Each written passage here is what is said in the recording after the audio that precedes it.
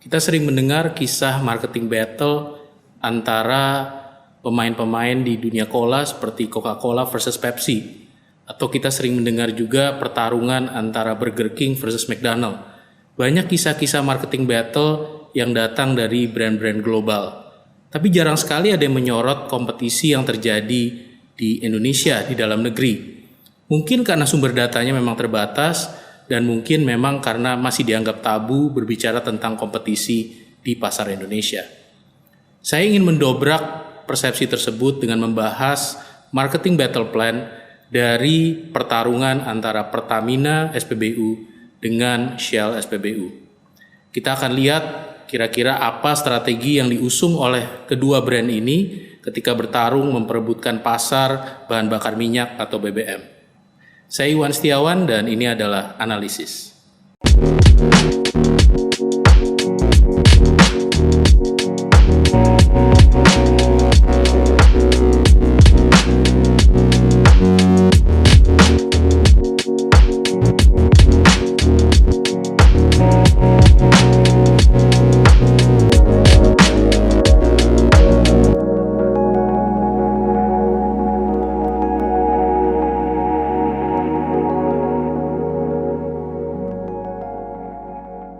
Di episode yang kelima ini, saya akan membahas tentang 4 pendekatan marketing battle plan yang biasa digunakan. Strategi yang pertama adalah strategi yang disebut sebagai defensif atau strategi bertahan. Strategi ini adalah strategi yang lazim hanya digunakan oleh market leader atau pemain terbesar di industrinya. Kemudian ada pendekatan kedua yang disebut sebagai pendekatan ofensif atau pendekatan menyerang. Dan ini biasanya digunakan oleh pemain nomor 2 atau nomor 3-nya yang ingin merebut tahta dari si market leader. Kemudian ada pendekatan ketiga yang disebut sebagai flanking. Pendekatan ini biasanya digunakan oleh pemain baru yang belum berani untuk berhadapan langsung secara ofensif dengan si market leader.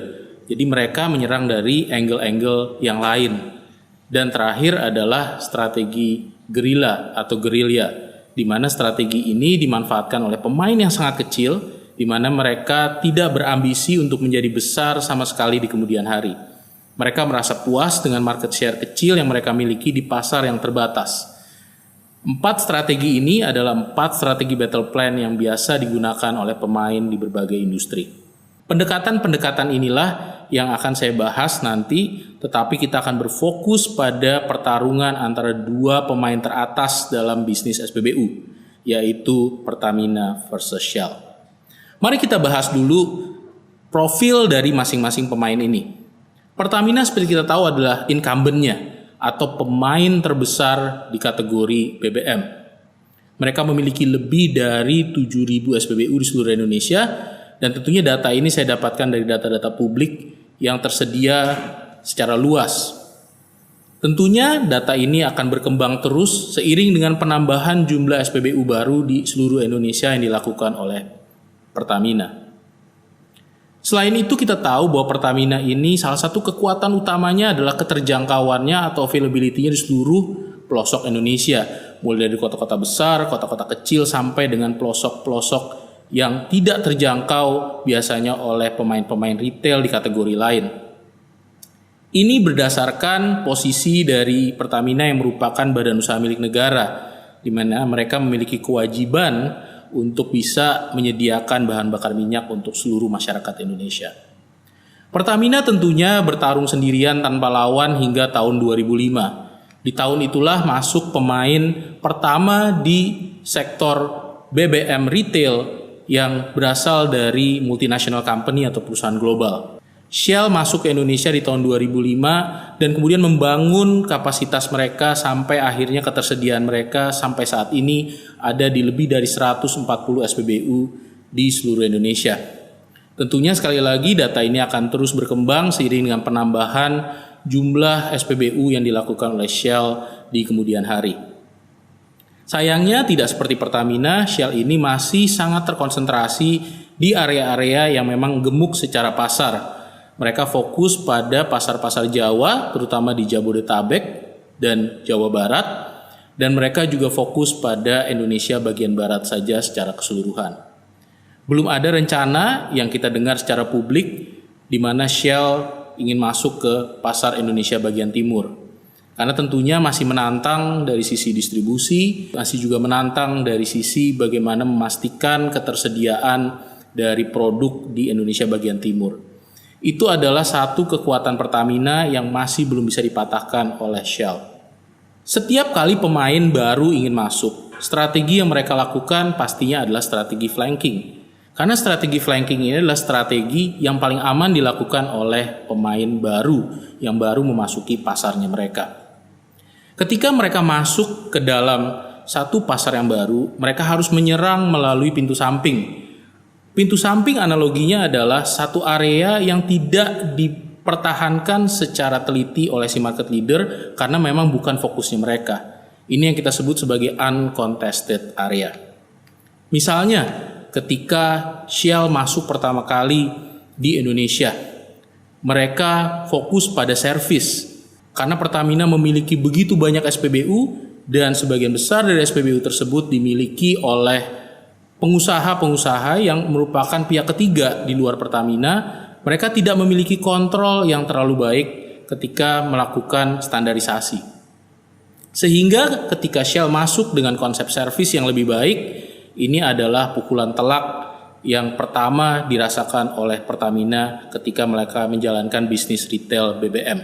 Ketika pemain-pemain lain mulai masuk seperti misalnya Petronas, Total, atau BP yang terakhir masuk, tentunya mereka menggunakan strategi flanking yang sama. Inilah strategi yang memang lazim digunakan untuk pemain-pemain baru masuk ketika mereka belum memiliki kekuatan yang solid untuk menyerang melalui pintu depan atau berhadapan langsung dengan si market leader, yaitu dalam kasus ini adalah Pertamina. Tetapi kelemahan besar dari strategi flanking adalah seringkali ketika kita melakukan flanking, kita lupa bahwa flanking itu adalah strategi yang sifatnya temporary atau tidak permanen. Ketika kita bermain melawan dari pintu samping, kita sebetulnya tetap mencari gara-gara dengan si market leader. Jadi pada satu titik si market leader akan merasa gerah ketika diserang melalui pintu samping dan mereka akan melakukan perlawanan. Otomatis pemain-pemain kecil yang memulai lewat flanking harus tumbuh atau mereka akan berakhir tutup atau mati. Grow or die, itulah prinsip akhir dari strategi flanking. Flanking tidak bisa berjalan selamanya. Kita tidak bisa menjalankan strategi flanking seumur hidup perusahaan. Pada satu titik strategi flanking harus beralih ke strategi yang kedua, yaitu strategi ofensif. Mari kita soroti beberapa kasus di Indonesia di mana new entrants akhirnya tutup ketika mereka gagal untuk tumbuh. Ada dua SPBU yang kita kenal saat ini sudah diambil alih oleh pemain lain, yaitu Petronas yang sudah lebih duluan keluar dari pasar Indonesia karena tidak bisa tumbuh dengan jumlah SPBU yang sangat terbatas. Kemudian Total menyusul melakukan penutupan SPBU-nya dan diambil alih oleh pemain lain. Kedua pemain ini melakukan strategi flanking, tetapi lupa bahwa strategi flanking harus diikuti dengan pertumbuhan yang konsisten. Perlu kita saksikan bagaimana langkah BP berikutnya ketika mereka mulai membangun ketersediaan mereka di berbagai SPBU di Indonesia. Apakah mereka lupa untuk tumbuh atau terus meningkatkan ketersediaan mereka di berbagai kota-kota lainnya? Karena hanya itu satu-satunya strategi untuk bisa bertahan di pasar ini. Strategi yang kedua adalah strategi ofensif. Setelah kita menjalankan strategi flanking dan kita sudah tidak bisa lagi menghindari perlawanan dari si market leader, maka otomatis kita harus beralih ke strategi ofensif. Ketika kita skalanya sudah cukup besar, menjadi pemain at least nomor 2 atau nomor 3, maka kita bisa menjalankan strategi ofensif. Strategi ini sangat unik dan khusus. Cara kita menjalankan strategi ofensif adalah dengan menyerang kelemahan yang sebetulnya bersumber dari kekuatan si market leader. Sekarang kita pikirkan, apa kekuatan dari Pertamina sebagai market leader? Kekuatannya adalah mereka memiliki jangkauan atau availability yang sangat luas di seluruh Indonesia. Mereka ada di mana-mana. Jumlah SPBU-nya paling banyak di seluruh Indonesia. Itu adalah kekuatan Pertamina. Yang akhirnya menciptakan kelemahan tertentu. yaitu mereka sulit untuk menjaga konsistensi dan standarisasi dari layanan mereka. Itu adalah kelemahan utama yang bersumber dari kekuatan Pertamina. Sehingga apabila ada pemain baru ingin masuk, angle mereka untuk menyerang melalui strategi ofensif adalah menyerang layanan atau konsistensi layanan dari si market leader. Dan ini adalah prinsip yang juga terkait dengan prinsip ofensif, di mana ketika kita menyerang, kita harus fokus pada sudut-sudut sempit atau kita sebut sebagai narrow front. Jadi apa yang dilakukan oleh Shell? Shell fokus tidak hanya pada servis, tetapi mereka mulai memperkenalkan standarisasi tampilan luar atau fasad dan juga layanan frontliner atau operator SPBU. Kita tahu bahwa ketika Shell diluncurkan untuk pertama kali, standar servisnya menyerupai standar servis retail di kategori lain. Dan mereka fokus pada kualitas dari tampilan visual atau fisik dari SPBU yang mereka buat. Kemudian kita juga tahu bahwa mereka memiliki satu layanan yang sangat unik yang diperkenalkan ketika mereka membuka SPBU pertama kalinya, yaitu layanan mencuci kaca depan atau windshield wash, yang merupakan signature service mereka yang menjadi simbolisasi bahwa Shell fokus pada servis kepada pelanggan. Dan ini secara langsung menyerang kekuatan dari Pertamina sebagai si market leader. Satu prinsip lagi yang biasanya digunakan oleh pemain ofensif adalah komunikasi mereka cenderung fokus. Karena uangnya terbatas, karena anggarannya tidak besar, maka mereka fokus hanya pada beberapa media saja. Dan dipilihlah radio sebagai narrow front atau area media di mana mereka bermain. Tentunya sebagai pemain besar, Pertamina harus bereaksi dan harus menjalankan strategi defensif. Sebagai pemain market leader, mereka tidak boleh tinggal diam ketika diserang oleh pemain baru. Market leader wajib menjalankan strategi defensif. Dan strategi defensif ini yang paling penting adalah memblok serangan-serangan besar yang dilakukan oleh pemain nomor 2-nya. Block major attack. Dan itulah yang dilakukan oleh Pertamina. Tidak butuh waktu lama untuk Pertamina menyadari ancaman yang dihadirkan oleh hadirnya Shell di pasar Indonesia. Ketika Shell masuk di akhir-akhir tahun 2005, Pertamina langsung berbenah dari sisi servis karena sadar bahwa servis mereka menjadi titik lemah mereka yang menjadi area serangan dari si pemain ofensif. Sehingga muncullah sebagai reaksi dari strategi Shell fokus pada servis, muncullah satu terminologi atau kategori baru SPBU Pertamina yang disebut sebagai SPBU Pasti Pas yang diluncurkan tahun 2006, tidak genap setahun setelah Shell diluncurkan di pasar Indonesia. Tidak hanya itu, persaingan mereka juga berlanjut di beberapa area-area marketing communication lainnya. Karena Shell identik dengan partnership mereka dengan Ferrari, Pertamina kemudian mencari angle lain untuk bisa mengimbangi partnership antara dua brand global besar ini. Maka Pertamina pun mulai menjalankan partnership dengan Lamborghini. Tapi Shell sendiri pun juga seringkali terpancing dengan strategi yang dijalankan oleh Pertamina. Apa yang dilakukan? Pertamina ketika memiliki satu produk gebrakan yang disebut sebagai Pertalite, yang memiliki nilai oktan 90, Shell merasa bahwa ini adalah pasar yang sangat besar yang akan bisa menggantikan pasar premium yang saat itu Shell tidak bisa bermain. Ketika Pertamina mulai memperkenalkan Pertalite, Shell pun merespon dengan meluncurkan lawan dari Pertalite yaitu yang disebut sebagai Shell Regular. Tentunya ini adalah strategi yang merupakan respon terhadap strategi Pertalite yang dimiliki oleh Pertamina. Shell pun tergoda untuk masuk ke area battleground di mana mereka tidak terlalu familiar. Ketika kita berbicara servis, apakah Shell siap untuk melayani segmen yang jauh di bawah dari segmen target mereka? Segmen yang mengejar affordable fuel atau bahan bakar minyak yang terjangkau harganya. Sehingga tidak bertahan lama lah yang namanya Shell Regular. Saat ini Shell Regular tidak lagi tersedia di berbagai SPBU Shell.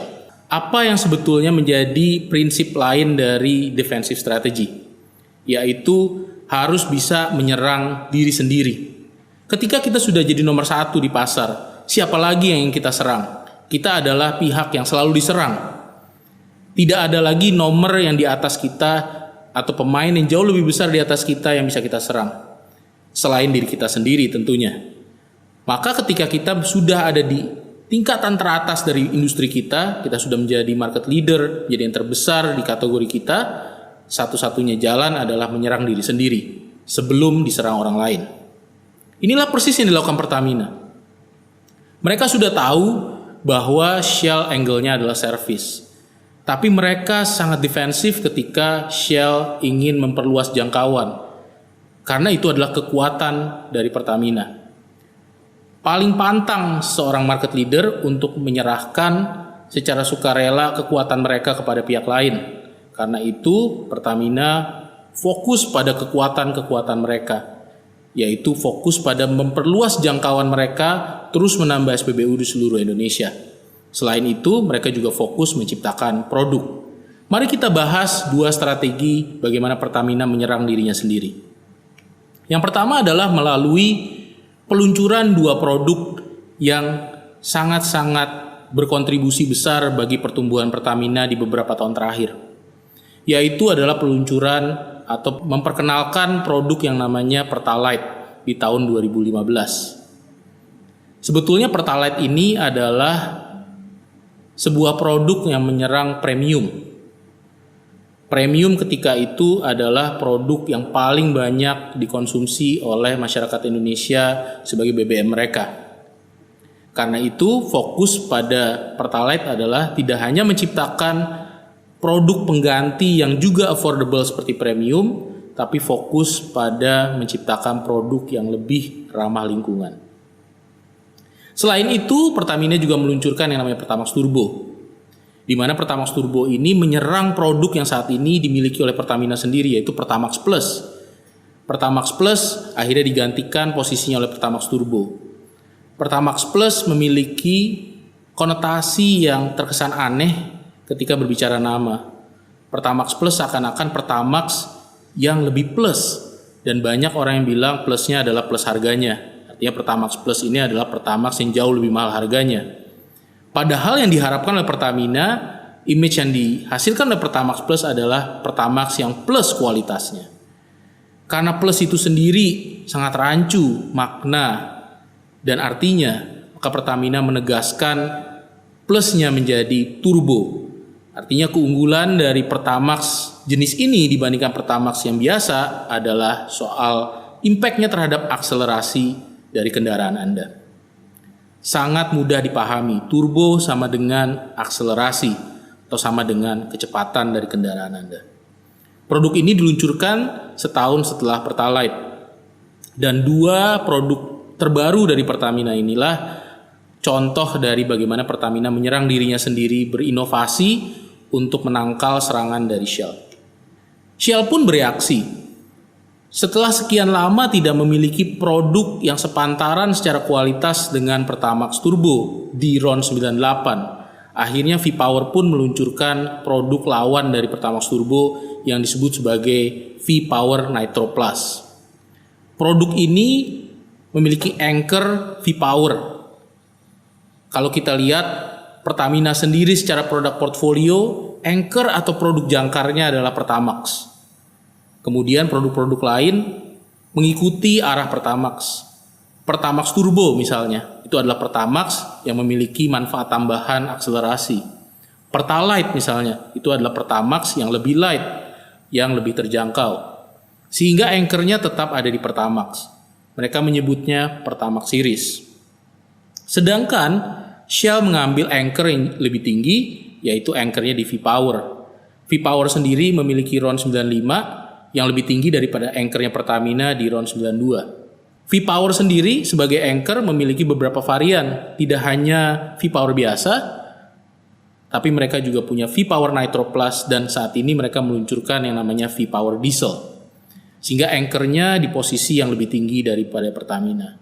Ini merupakan strategi yang cukup konsisten ketika Pertamina fokus pada keterjangkauan untuk seluruh masyarakat Indonesia dan fokus pada mass product, Shell fokus pada pasar atas dan fokus pada area-area Indonesia bagian barat. Strategi kedua, bagaimana Pertamina menyerang dirinya sendiri. Mereka menyerang servis atau layanan yang sudah membaik dari Pertamina. SPBU Pasti Pas adalah SPBU yang memiliki kualitas jauh lebih tinggi daripada SPBU Pertamina yang kita kenal di zaman dulu. Ini adalah strategi yang sangat jitu dari Pertamina untuk bisa mengimbangi layanan dari Shell. Akan tetapi Pertamina pun sadar bahwa Pasti Pas ini memiliki limitasi, sehingga harus diserang lagi dengan satu format baru yang mereka sebut sebagai Pasti Prima, yang diluncurkan konsepnya di tahun 2017. Dengan konsep Pasti Prima ini, Pertamina melengkapi tidak hanya standar tampilan dan juga layanan yang dimiliki oleh SPBU, tetapi mereka menambahkan konsep yang disebut sebagai non-fuel retail, di mana di sana ada tempat-tempat untuk bisa nongkrong, tempat-tempat untuk bisa membeli makanan dan minuman, tempat-tempat untuk bisa membeli barang-barang retail lainnya.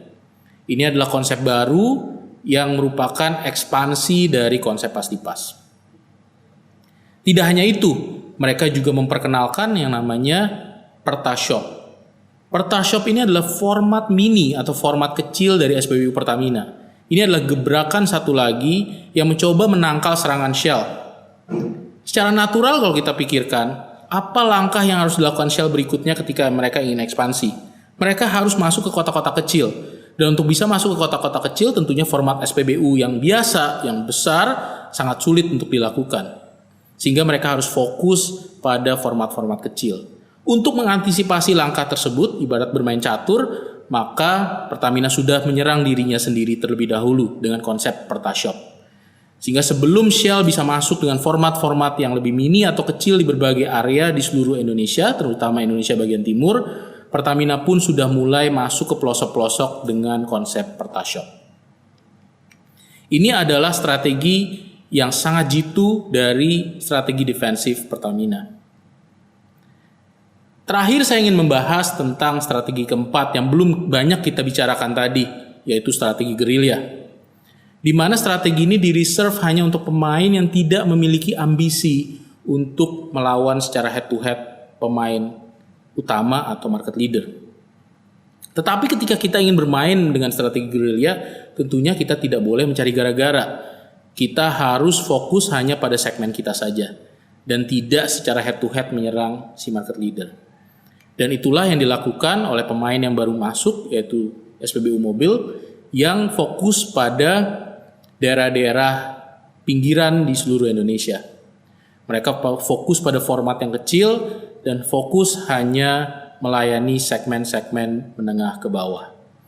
Ini adalah strategi gerilya yang mungkin sangat efektif apabila mereka tetap konsisten bermain dalam skala yang kecil dan fokus pada segmen pasar tertentu saja. Sebagai penutup dari episode ini, saya ingin menjelaskan what's next untuk Pertamina versus Shell. Kompetisi berikutnya dari dua pemain teratas ini adalah ketika mereka sama-sama memiliki dua program yang kurang lebih mirip. Di Pertamina ada program yang dinamakan program Langit Biru, dan di Shell ada yang namanya Powering Progress yang merupakan strategi global Shell. Dua strategi ini atau dua campaign ini adalah campaign yang sifatnya mengarahkan keseluruhan strategi perusahaan mereka menuju ke emisi yang jauh lebih baik atau fokus pada strategi yang lebih ramah lingkungan.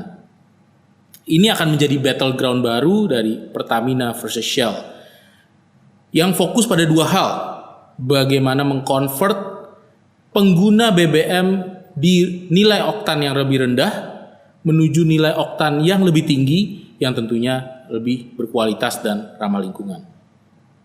Tidak hanya itu, mereka pun mulai fokus pada menyediakan layanan untuk pengisian baterai mobil listrik. Baik Pertamina maupun Shell fokus pada transisi menuju bahan bakar masa depan dari sebuah kendaraan, yaitu elektrifikasi atau listrik. Inilah yang akan menjadi fokus dari kompetisi di masa-masa mendatang dari Pertamina versus Shell. Kompetisi sifatnya baik, bukan sesuatu yang tabu. Ketika kita membahas kompetisi, ada sisi baik yang harus kita bahas juga. Kompetisi memaksa pemain-pemain yang terlibat di dalamnya untuk semakin lebih baik. Selain itu, selain kompetisi menciptakan industri yang lebih sehat dan lebih baik, kompetisi pun menciptakan pilihan yang lebih banyak untuk masyarakat atau konsumen. Konsumen bisa memilih apakah mereka fokus pada produk, fokus pada layanan, dan membeli produk yang sesuai dengan preferensi mereka. Inilah manfaat besar dari adanya kompetisi. Mudah-mudahan episode kelima ini juga memiliki manfaat buat Anda semua. Sampai jumpa di episode-episode berikutnya. Apabila Anda belajar banyak dari analisis, tolong subscribe, like, dan share konten yang kami create ini. Dan apabila ada pertanyaan yang ingin saya bahas di analisis, silakan tanyakan di kolom komentar.